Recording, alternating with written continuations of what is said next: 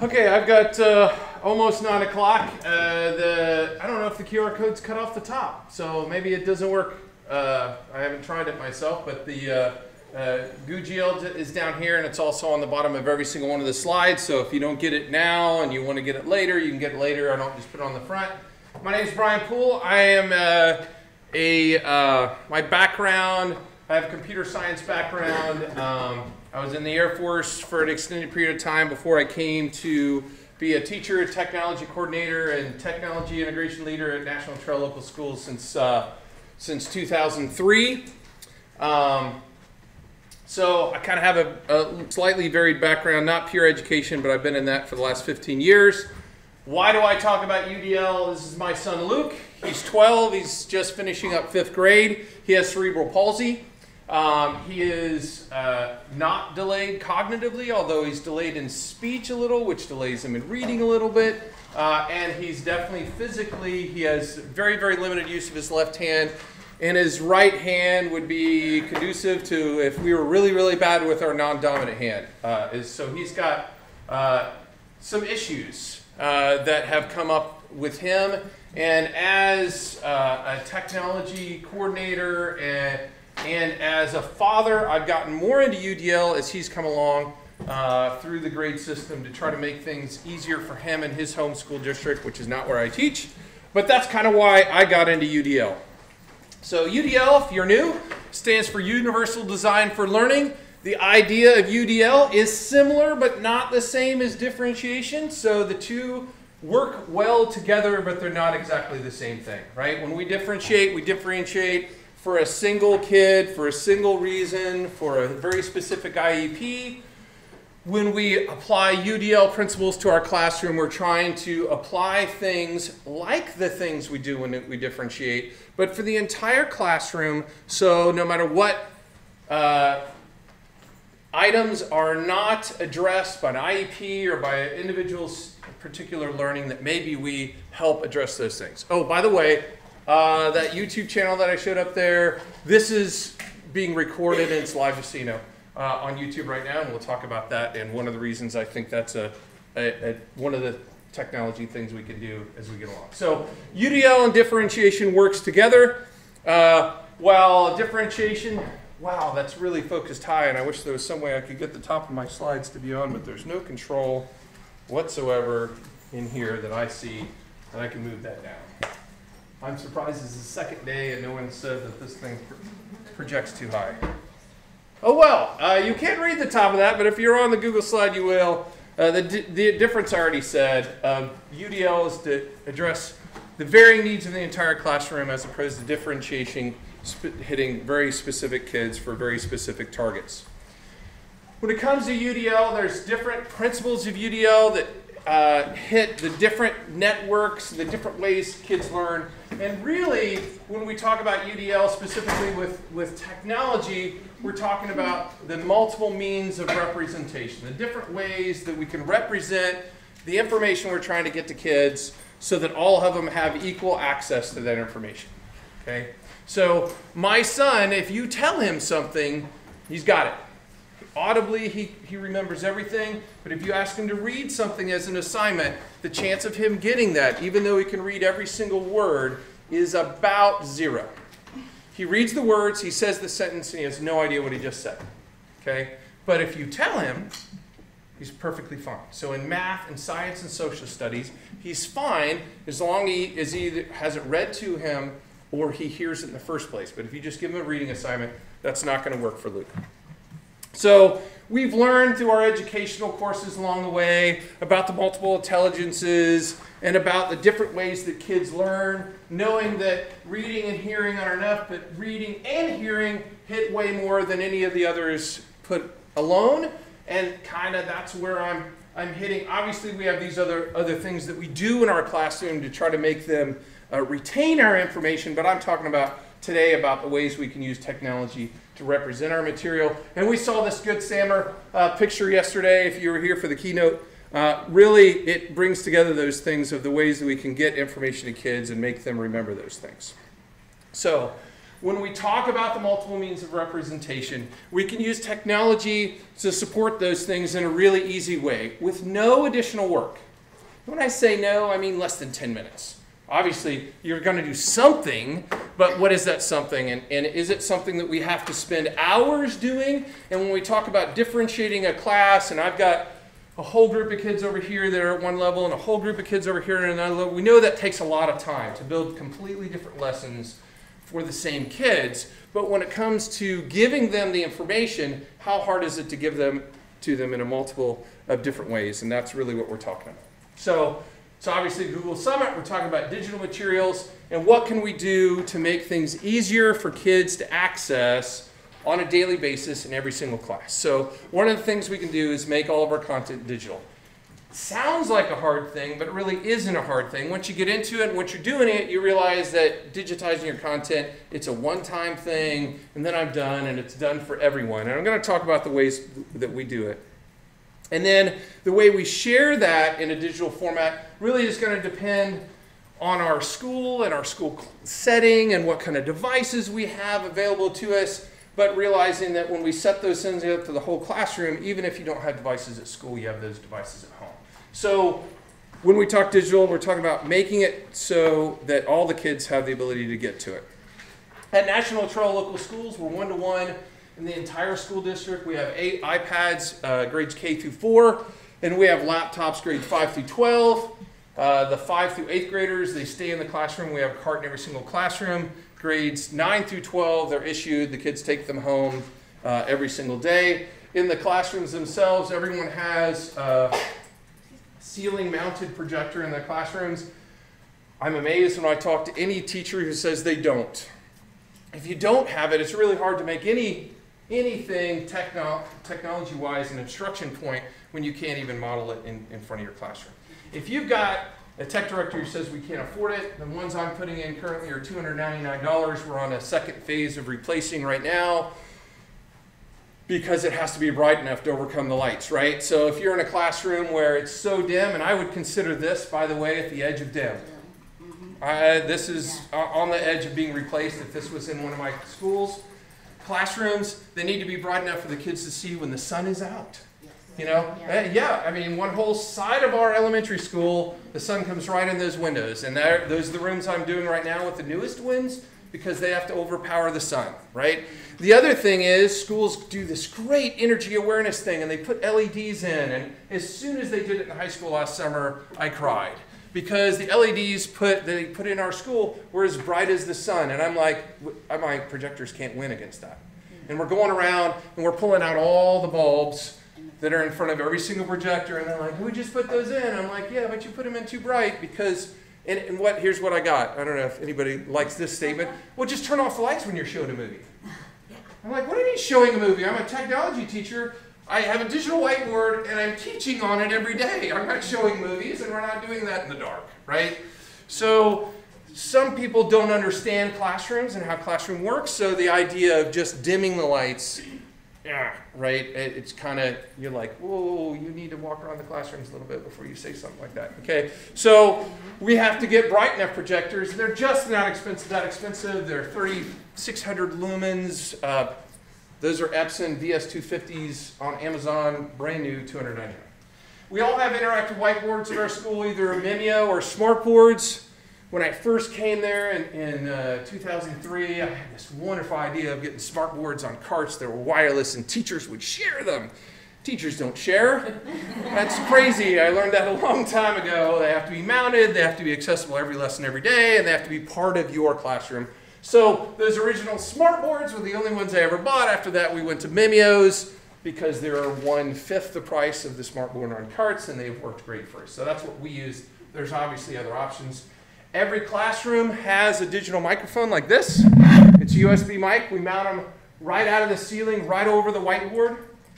There's already a USB running up there that goes to the Mimeo. We put in a hub and plugged in one of those. The hubs were $5 from Amazon, and the microphones were $50. If the teacher's desk is right by the whiteboard, then we use a different one that's on a stand because it actually does a little better job, but the bigger one looked really funny having this huge thing hanging out of the ceiling. So, and we did that with a one-to-one grant. We were part of the Ohio Blended Learning Project. Oh gosh, how long ago was that? That was like 5 or 6 years ago when I originally put those in the high school, and then anybody wanted one after that. We also use IPVO document cameras. They're only $69. If you ask for a Memeo, your tech director is probably going to say no, because they're expensive. If you ask for an IPVO for 69 bucks, you're like, oh, they're only $69? Well, sure, I'll get you one of those, right? So we all have those. We used to use scanners. Most people just use the IPVO. And I'll talk a little bit about why we have Adobe Acrobat, but there are other options than that. But I have that on all the teachers' computers as well. So just so you know what kind of tools that we have. So why do we have the microphones? And this is why we have the microphones. I usually do a whole class on recording every lesson every day. I've been recording every lesson in my classroom for the last 5 years. Every single one of them is on YouTube. Can you find them? No, they're unlisted. The only way to find them is look at my class calendar and say on, March 7th, what did Mr. Poole do? And you click on it and you go right to the YouTube video.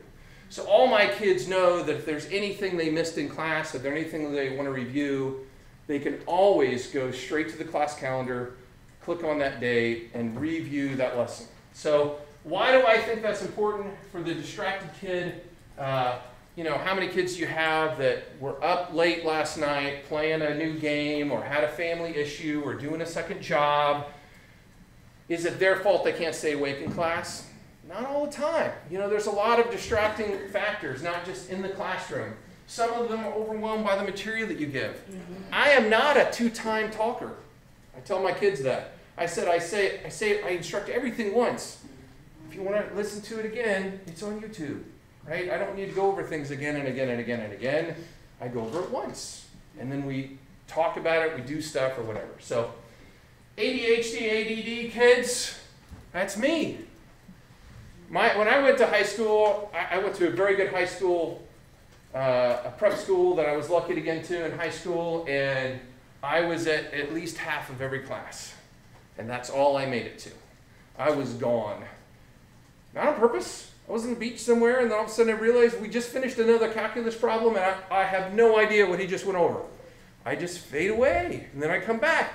I think the teachers thought I was there. I'm sure I was looking right at them, but I was not paying a single bit of attention. So if I could have gone back and reviewed those problems that I missed, I would have. I didn't want to be gone. I just didn't have a 45-minute calculus attention span to sit through a lecture for 45 minutes and be there. For our audio and visual learners, like my son Luke, if every teacher that he had recorded their lessons, when he didn't understand something, he would just re-listen to the lesson. And he does that with his iPad. He hits record on his iPad. He gets the audio, but he doesn't see what they're doing. And he can review that stuff later. And then obviously, for our low readers, there are a lot of kids, and when I first started teaching back in 2003, I was a terrible teacher. I really was. I think first-year teachers should only teach one class a day and get 4 or 5 prep sessions, right? Because I really thought I knew what I was doing, but as I look back after 15 years, I'm like, oh, I feel so sorry for those kids that had my first year.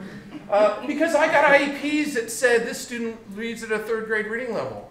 And they gave me this stack of cassettes for a college-level computer textbook. And I handed them to him because that's what the IEP said. Did I help that kid? I didn't do this then. I didn't help that kid at all. Because I assumed that low reading meant low cognitive skills. I thought that meant you had the brains of a 3rd grader, and that's all you could ever think at that level. How wrong and how bad was I? I just didn't know. I did the alternative licensure, and I took classes as I went. By my 3rd year, I was fully licensed and a highly qualified teacher. But I still didn't know some of the things that I know now. So for those low readers, so if we make those lessons available, when they're ready to learn, we give students more potential to succeed. I have students in my classroom that have high A's, that are always late on stuff, but they always, when they get it, they got it, right? And so I teach differently now than I did then. It's not Dave Shellhouse, is that his name? Does anybody know who I'm talking about? He used to work at Butler County ESC. Anyways, he gave a really good class on, are we grading on when they learn or if they learn? And I really redid the way I did my classes after that, because it is the grade about did you learn it on Tuesday or did you learn it? And so I changed the way I did some things to try to make it so my content was more accessible. So every single one of my lessons, there's no audio on this. I'm down like I am right now. If you looked at YouTube, I'm down in the corner. No other teacher uses a camera than me. I'm not saying you have to use a camera like this. Every other teacher that records just uses the screen capture recording software and just gets the audio and what they're teaching on the screen. Because I do it all the time, this was one of the things that both staff for PD, because I do a Tech Tuesday every Tuesday after school, and my students said, I would enjoy watching that more if you were in it. So I have a camera just like that, kind of on the far side of the room, real up high, so you can't see any of my students in this video, but the room has students in it because I don't want students on the video. That was just an input. You don't have to do that. Yeah, it's a $29 camera, and the stand was, I don't know what that was. It was like 20 bucks too. And for my PD, now my teachers can do all the PD from anywhere because we cast it live on YouTube. So they just check it. If they check in to the session, they get PD credit. So they don't have to leave their room and come over to my side of the school. We're a K through 12, by the way. It's not that far. But that was always a good plan. I was like, oh, I'm grading papers. And so now they can just throw it up on their screen. They can listen while they're doing other stuff in the classroom. So that's what we did to change that. So that's different. So how we record and post lessons, these are links. I'm not going to go over this. That one's how we record using Smart Recorder, and this is how we record using OBS Studio. Right now I'm using OBS Studio. It's free. It's a free download. It has never ever failed me. I'm a huge OBS Studio fan. It is not as easy as Smart Recorder, which if you have a smart board and smart installed on your computer, it's just a red button to start and a blue button to stop, and that's it. And your video is done. And then how we post it is that little short video right there. Again, all of this is on there, and if you want to look at those later, how. But I'm a big proponent of posting them on the class calendar. I used to do YouTube playlists and list individual videos.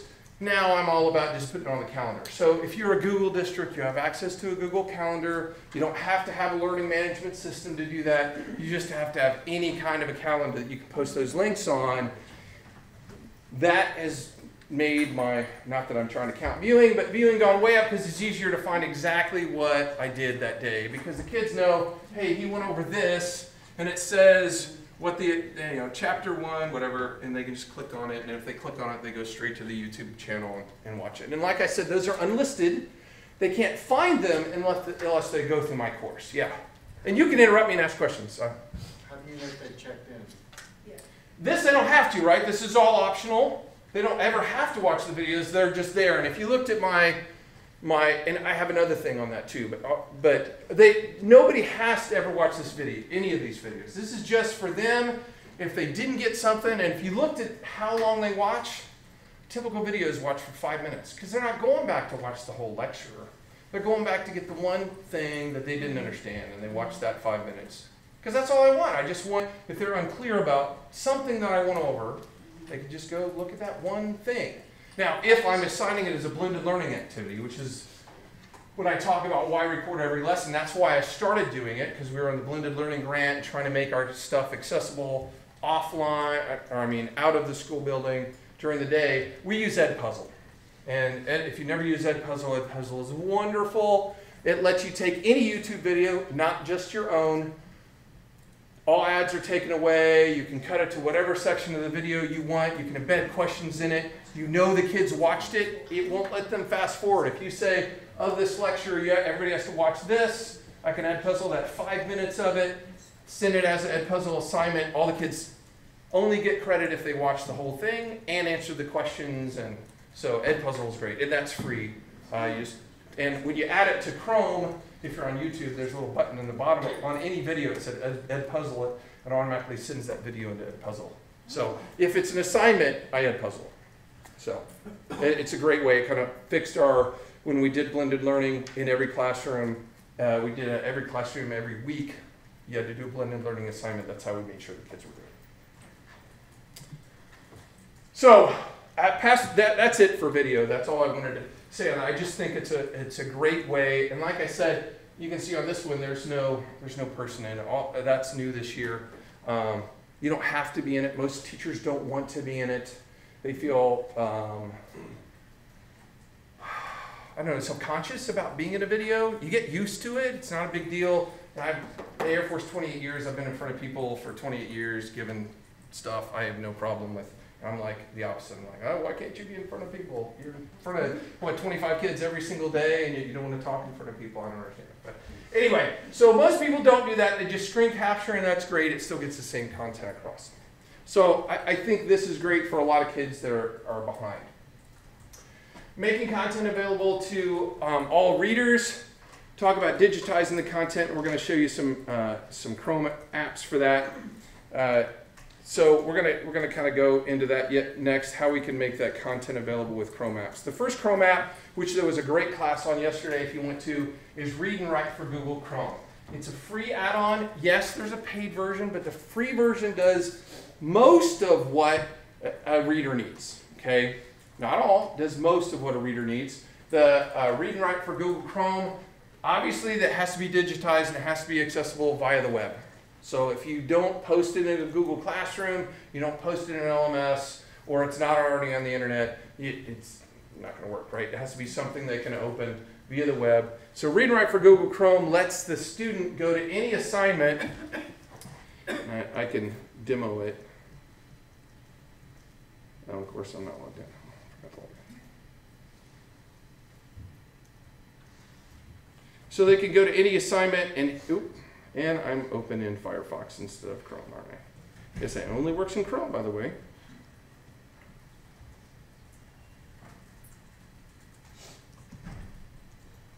Oh, when I opened the presentation in Chrome, or in Firefox, that's why it's not.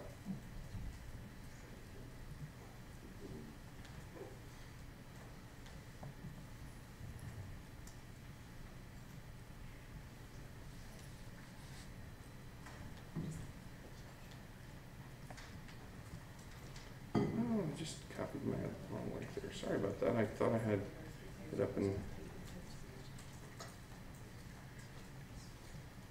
Now I got to find the one where I was up and up. Right there.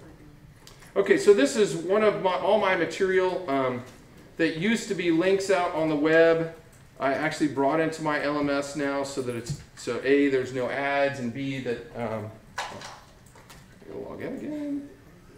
They can access it via the reading apps. So if I click on it's just, oh, you can't see the top. It's a little puzzle looking piece that looks like, well, it's not right on there. So here's Read and Write, and oh, I didn't mean to open that. All I have to do is hit the hover speech button right here. Is that on the screen? Yeah. And then the kids can put the icon wherever they're at, and it starts reading. I get to pick the speed, the voice, it highlights the line that they're reading, it highlights the word that it's reading as they're going through. So, and the way this settings work on this, it's a slider bar. So I have an exercise at the very beginning of the year. This is not something I'm doing for IEP kids. This is something I make every single kid in the class do. So the first reading assignment, everybody has to open it up on Google Chrome. Everybody has to add Read and Write. Everybody has to do the reading assignment with their headphones on while it's reading to them, because I want everyone to know how to do it. If you're a science teacher and you think there aren't kids that are not on reading level, that your assignment is as much as a reading assignment as it is a science assignment, you're wrong. There are tons of kids in every class that are behind on reading. If you make all of them do this, and they all know how to do it, and you say, look, you're all going to remember the material better if you're listening to it while you're reading, now the kid that really, really needs it doesn't feel like he's on his own over there, which is the thing with my son. He's the only kid in the class with an iPad. He feels very put out, right? He feels very, very much like he's in a spotlight because things are different. But if his teachers did it for everybody, and they have Chromebook sets, so everybody could, then he wouldn't feel like he was, he already knows he's in a wheelchair. He already knows he's got disabilities. He doesn't like to feel set aside all the time, right? But aside from that, this makes all your kids that have are behind in reading, now I can stay up with the content because many of them just learn in different ways. Maybe they're behind on reading, and this would help them out a lot. So that's Read and Write. All these tools are not available. Oh, sorry, I just hover tool on my own thing. All these go away. You get 30 days free of all the tools, and then you just get the reading tools pretty much after that. As an educator, though, you can sign up and you get all the tools forever. Read and Write does tons of cool stuff, make vocabulary lists, lets you do all kinds of neat stuff with it. As a teacher, your school, I don't even know the cost. I'm going to look into it for our school this year because I really like to give all the tools to everybody. I just don't know how much it costs and whether that's going to be an issue for us. So making that content accessible for kids on your, let's see if I can find my navigation. Oh, I got to turn that off now. One. Let's see if I can find my, there we go. Okay, stop. Go away now. I just have a little bit with that. If you have ELL students as well, if you buy the extended version, it'll translate, which is an awesome tool. Okay, did not know that. I'm yeah. I'll add one to that too. There's a tool called Simplify Page on Read and Write, which is amazing when you do research. Yeah. There's so much on a page when you look on a web page. And I think that's a paid for item, isn't it? away. Is that part of the paid for or not? I think it's the free version, but I could Is be it? wrong. I didn't even know about that till I went to the Read and Write class yesterday. Yeah, it's so great. Is it part of the free? Well, there's another app called Mercury Reader, and it's a similar app, and it's free. It does Okay. the same thing. Okay. So there are other tools out. These are what I use. The Simplify thing was awesome. When I saw that, I was like, because it'll let you keep simplifying, so you can. Yes. It isn't like the one on Firefox that just takes away all the stuff on the side and makes the page clean. That's on every version of Firefox if you have the little book in the top. But it actually, I hate to use the wrong words, it kind of dumbed down the page a little bit so that there aren't complex vocabulary words on the page. It makes it easier for a lower level reader, and then they talked about, and the person who did the class yesterday on it, have them read it at the lowest level, then have them go up one and read it again, have them go up one, and try to work to the highest level reading, have them, as a reading exercise, do the same thing, and they're going to get the content that much better. So that's Read and Write for Google Chrome. I recommend scanning everything you do as a handout and posting it for students to use, whether it's in an LMS, Google Classroom, or you just email it to them. My son's teachers, whenever they make a copy, his name is in the copier. They just make a copy and then they stick it back in and hit Luke's name and hit scan again, and it goes straight to his iPad. You could just as easily make a mailing list that does the exact same thing. In Google, it's really easy to make Google groups unless your administrator locks it down completely. Any teacher can make a group with all their students in it. You can use that group to email out, and then you do one time and every single student gets a copy of that. Is every student going to use it? No. But the idea of UDL is not making every student do the same thing. It's giving students a wide variety of options of ways to get the same content. So that's why when I said those aren't assigned, that's not the point with UDL. The point is the kids who need it can get it, the kids who don't won't. So that's kind of the whole idea. So I scan everything. There is never a piece of paper in my classroom, except for when we're grading presentations, and then we have the rubric printed out because I don't have a good way to do that. But so if you don't have an LMS and you have a one-to-one, you should.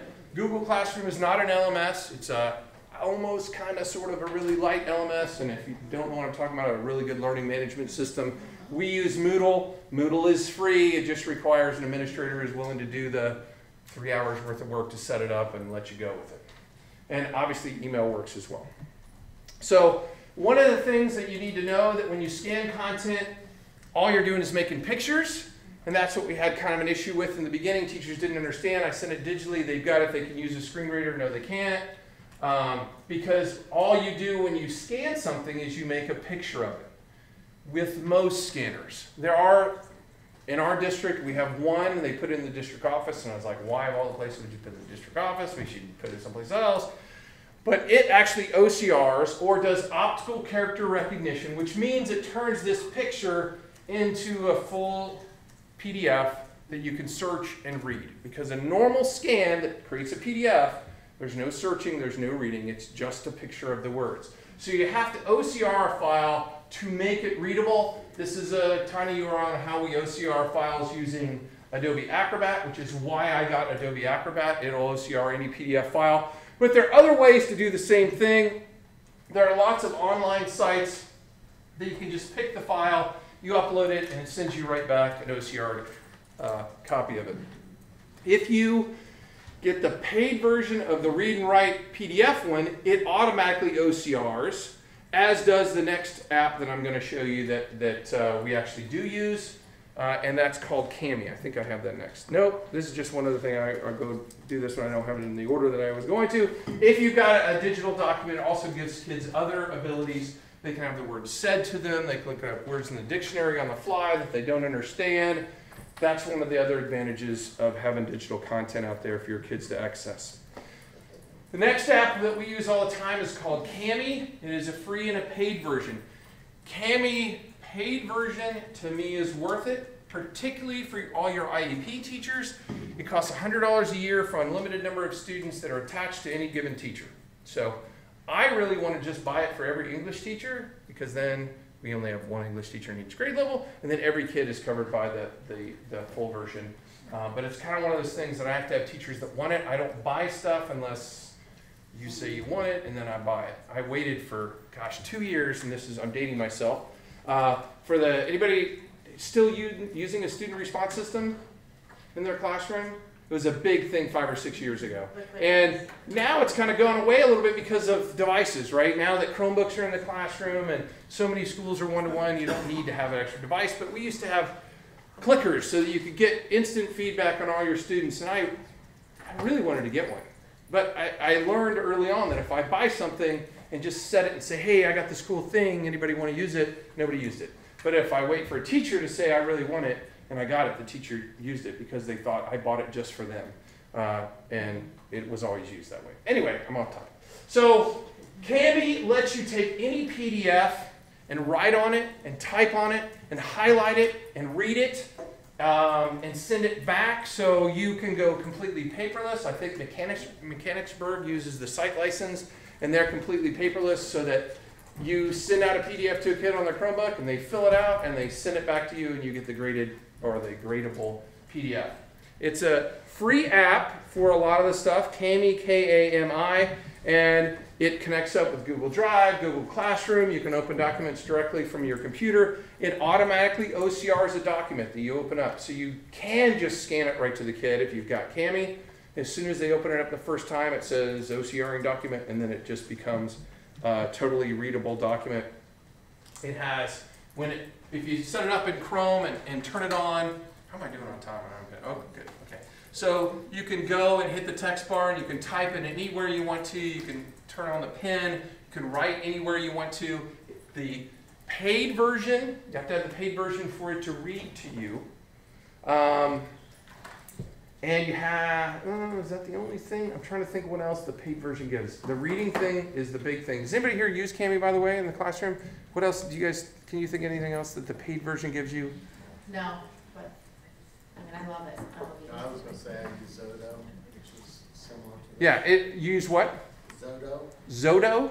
Okay. X-O-D-O. Zodo? XO. Zoxo? XODO. XODO, okay. Okay, so, but it's really nice, especially like for my son Luke. Now all of his stuff is digital. Now when they send him something, he can do it right on there. He can use his hand to zoom in. He's got very low writing, so when he's zoomed in all the way, as messy as the writing is, as soon as he zooms out, it doesn't look that bad, and it's legible for him. And they can do everything that they're doing in the class by using this app. I think the paid version has a dictionary tool Okay. as well. Do any of these apps have voice to text option? I know that Read and Write does Read and voice to Write text. I know it does. That's part of the paid version. It reads for free, but if you want to do read to writes or speech to text, you have to have the paid version. But any that converts the PDF to OCR. The Read and Write, I think it's called Snap It, does that automatically. And it's an add-on that I didn't know about until I went to that class yesterday. So I'm actually going to look into that one because maybe I really like the way Read and Write reads, the way it highlights the words, and it's very flexible as far as voices and speed. It's just not fast, medium, slow. It's a slider bar, and the kids can set it to the exact speed they read. That's why I like Read and Write so much.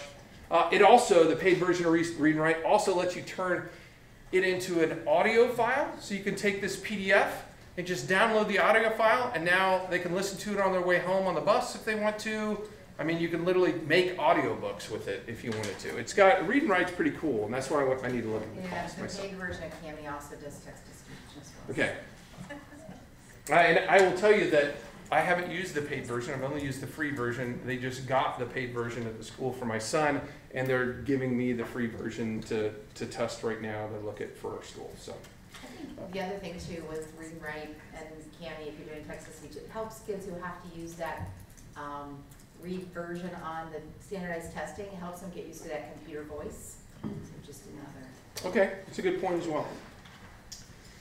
So anyway, Cami, great. It sounds like we're talking about a lot of things, but really we're really just talking about taking your content, scanning it if you need to. If you get this one, then you don't have to OCR it. If you don't get this one, then you have to do the OCR step, which is a pain, which is why I'd rather get the thing that automatically does it for the teachers so that they don't have to do that extra step there. But again, once you do it once, you have it in your repository, and you can use it again. These things don't take a lot of extra time. Recording your class, that takes literally no time because I already have it set up. There are signs all around my board that said, "Are you recording?" And my kids know to say, "Hey, Mr. Poole, you're recording." Because now that they're so used to it, they get annoyed when it's not up right away. Right? They'll be like, "Mr. Poole, your lecture wasn't up from yesterday." And I'm like, because I do it live on YouTube right now, as soon as I hit the hotkey to stop recording, it's still got to process and turn into a video, but in 15 minutes, it's on YouTube.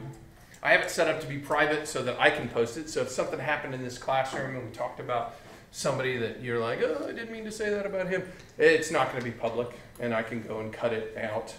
I've had that happen before in a live class where all of a sudden we're off topic and the students, "Well, doesn't so-and-so do that? He's a terrible teacher." And then I'm like, "Oh, I gotta rewrite it down. And, that doesn't belong on the web." So nothing ever is up publicly until I get a chance to say, "Okay, that was good." And I have a little, the kids actually don't know this, I have a little dry erase marker that if I move the dry erase marker to the other side of the board, it means something happened that I need to review that. So when I'm done, if the marker's still over here, and I don't use dry erase markers because I have digital whiteboard, I know that I'm okay and I can just post it. But if I look up, I'm like, "God, what happened?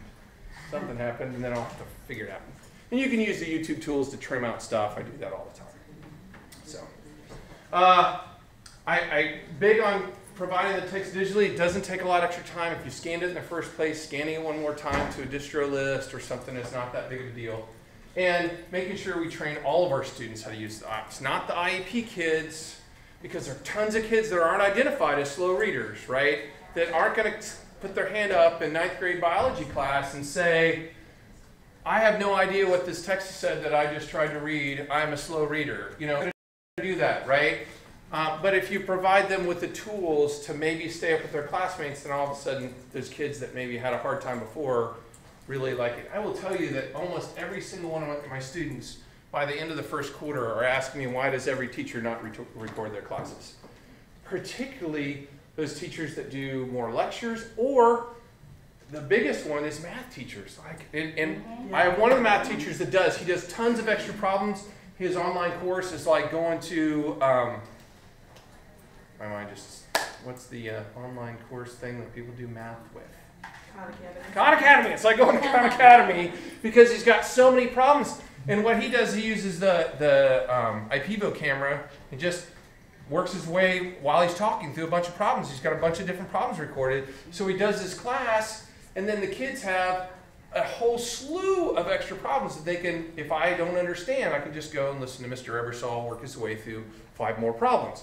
That's extra work if all I do in my 3 geometry courses is do a different problem set on each class. Now there's 2 other classes that they can go get different sets of problems to watch. And usually the kids may not get it, especially calculus, right? How many problems can they get through in one calculus period? And now if I do 3 or 4 different sets of problems during my different calculus periods, because if you're the calculus teacher, that's not a big deal. You just do a different problem and you know how to do calculus. They have those different problem sets to look at, right? So it gives them more options. It's intervention stuff. And the biggest thing by recording, once you make a repository with a blended learning thing, when I'm absent, today, well, yesterday was an absent day, but because I teach every other day. But all I have to do and go is say, what am I doing? Here's last year's class. I had to puzzle it, and now this, I didn't have to do anything extra. They just know they come in and it's right at the top and middle, and they go, and it's the same class. I'm just wearing last year's clothes. My hair's a little longer, a little thicker, depending on which one I pick, but it's not any work, right? I mean, my biology teacher 2 doors down, whenever he's gone, he stays an hour after school and records a full lecture. If he recorded every class, even if you don't share it, you got last year's classes that, you know, boom, I've got all that stuff available to you. So, the whole point I'm saying is to share it so the kids can review it and get it other ways. Questions? How did I do? I did pretty good. I have 5 minutes ahead, so I actually had time for questions. Does anybody have any questions on how we do it, or how you think you could do it in your school? Or yeah. So you said you could record with ITIP cameras too? Yes, the ITIP camera has its own software. You can use it if, let's say, you don't have a digital whiteboard and you're just, and we did this before. Yeah, you could just take the ITIP camera and pop it up and point it at you and your board. Now you'd be in the video then. But you can use that, and it has, when you install the IPVO software, it has a recorder right on it. So you can record right through the IPVO camera. Mr. Ebersol does it like at his hand. I mean, he's actually, he's not in it. He's just recording problem sets that when he does every problem, he makes a new video, and that's just the name of the video in his class. You can, whatever the math problem is, and then just click on it, and it's a 2 to 3 minute video on how to do that particular problem. Did you say that the Read and Write app has the OCR capability, or was that? With the paid one, with the Snap It add-on, and I haven't used it, I just saw it at the class yesterday, it auto OCR too, is what the rep from Text helped. He's out there on the floor too. Don't work for him, I don't get any money. But that's what he said. He said it OCR'd on the fly just like Cami does. And it's the free version of Cami that will automatically? Or is it No, paid? Okay. the paid version. My son has the paid version. I didn't know it did that until we pulled the first one up on his, and I saw OCRing document in the top left-hand corner. I'm like, ooh. So, anybody else? Yeah. I would say just a comment with the cameras. We use, and we get them from Amazon, the little Logitech webcams, even the widescreen with the little mini tripods. And that way we buy, every grade level has one they can use. All our tech coaches, as they're really USB, hook them in, you can turn them, you can turn to your It's phone. probably exactly, is it the same one as that one? Probably? Kind of like Because, that. I mean, just a little the reason I got that tripod. particular camera is because it has a screw-in tripod mount on the bottom. So, Logitech. So if you look up Yeah. Logitech, it works well for, and that's why I got the stands, because it kind of gets it over the kids, particularly if they're trying to get a better view of the classroom when they're doing their videos for is OTES. that a clip-on stand? Yeah, it screws on the bottom. It just has a We little. always buy the little it's a tri, but it can go up pretty high, and then you can have a little desktop. Right. Very handy. So those work. There's other ways to do it if you don't have a smart board. Now here's the thing though, okay? Mimeo boards. I just bought 10 spares on eBay for less than $30 a piece. So if you are, I don't have a digital whiteboard, if you're willing to part with $30 your own money, you can. The Mimeo, I think it's called the IXL, it's a gray bar. They don't make it anymore, and everyone's gone to the wireless, white, pretty $849 magnetic snap-on. They're great, but they're $849. And when I looked on eBay, guys, I was actually looking for pens for them, just to have spare pens, because teachers have a tendency to, I don't know, drop them a lot, and they break. But I was like, I'm buying all of them. So if you don't have a digital whiteboard, even if your school doesn't provide it, it wouldn't be very expensive to get one. And the Mimeo works great. The software is a free download. That's why we went to Mimeos, because they just work so well. Thank you. So you're welcome. Okay, well, have a good day.